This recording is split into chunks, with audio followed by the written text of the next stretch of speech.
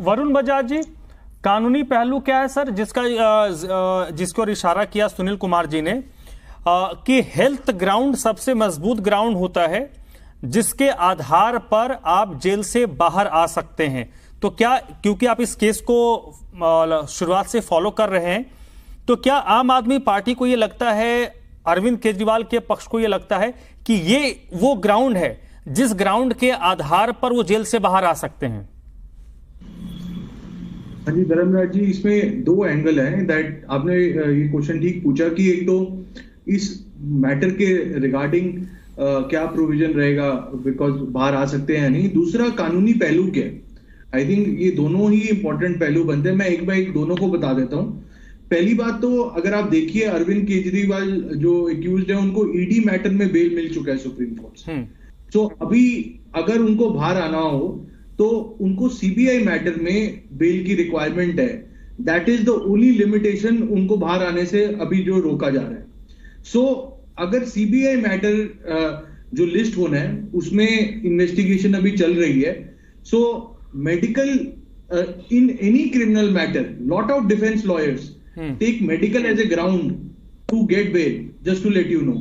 तो यहां पे तभी जो ईडी और इन्वेस्टिगेशन एजेंसीज की तरफ से जो सस्पेक्ट हो रहा है वो ये सस्पेक्ट हो रहा है दैट ये मेडिकल ग्राउंड का एक तरह से पब्लिक ओपिनियन बनाया जा रहा है to act in court to move a bail application on the ground of medical grounds.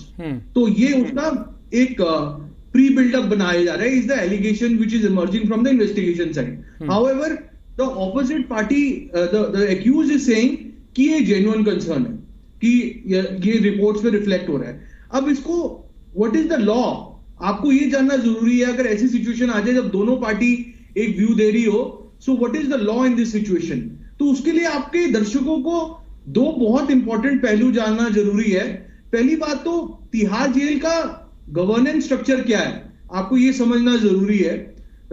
जो तिहाड़ जेल का गवर्नेंस स्ट्रक्चर है, it is governed by the Delhi prison act 2000 read along with the Delhi Prison Rules 2018। इसमें जो government assigned है इसको चलाने के लिए, it is actually the Delhi government. So therefore जो तिहाड़ जेल का सुपरिटेंडेंट अपॉइंट होंगे, या जो इंस्पेक्टर जनरल अपॉइंट होंगे, या जो मेडिकल ऑफिसर अपॉइंट होंगे, so all the powers in a jail is typically done by the superintendent. मतलब सुपरिटेंडेंट एक जेल के प्रधानमंत्री होते हैं, इन्हें उनके पास पूरी अथॉरिटी होती है।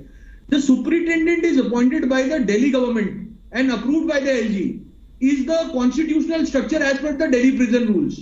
So therefore, if there is, आपका query आ रहा था that कोई foul play अगर हो सकता है वहां पे या नहीं, so therefore मुझे foul play की संभावना वहां पे, in fact the courts also, ये argument courts में भी raise हुई, कम हो जाती है because in Delhi AAP is in power. So therefore their superintendent, their all appointees are by the Delhi government, confirmed by the LG, but उनका consent रहता है। So therefore वो फाउल प्ले की संभावना इस केस में कम हो जाती है। अब क्वेश्चन सेकेंडली ये रह जाता है कि जेन्युइनली ये मेडिकल कंसर्न है या नहीं कोर्ट्स के भी और, तो उसके लिए medical officer appointed by the superintendent of the Tihar jail is the relevant authority, जिनका ऑर्डर अभी तिहाड़ जेल अथॉरिटीज ने रिलीज भी किया है। ये जो आज की डेट पे आप अभी डिक्टेट कर रहे थे।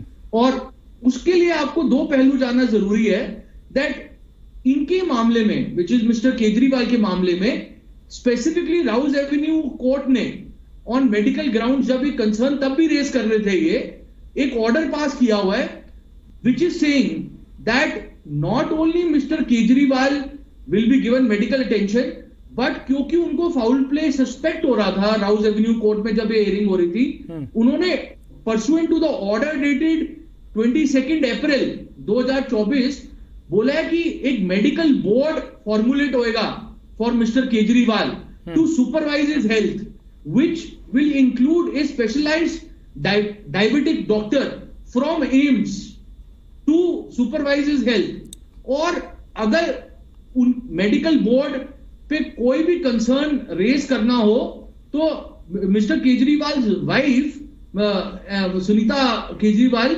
Is entitled to raise that query to the medical board which is independent. ठीक है।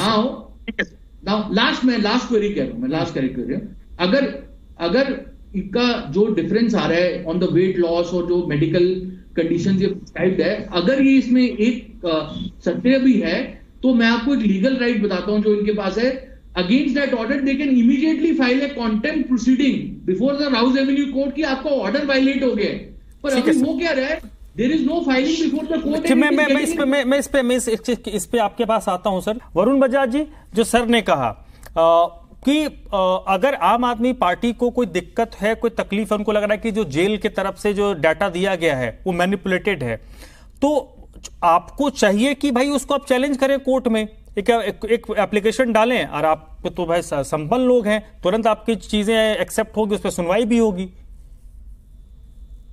Absolutely, I think Sunil ji has absolutely communicated the legal position correctly. मैं इसमें दो आपको फैक्चुअल इनपुट्स और दे देता हूँ।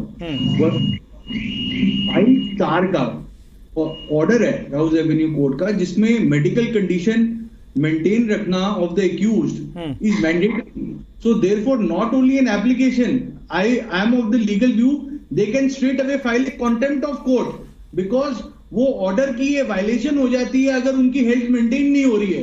सो as they have been very proactive to get a bail in both the matters and they are very heavily lawyered up, मेरे को ये नहीं समझ आ रहा है it is that big an issue why the contempt petition has not been filed till now. क्योंकि court not, ये तो एप्लीकेशन तो तब आती है जब ऑर्डर नहीं है कोर्ट का। इस केस में ऑर्डर स्पेसिफिकली पास्ड है दैट एम्स की एक मेडिकल बोर्ड मॉनिटर करेगा इंडिपेंडेंट, तो अगर वो कंडीशन कंप्लाई नहीं हो रही है तो कोर्ट की वायलेशन होगी ऑर्डर की।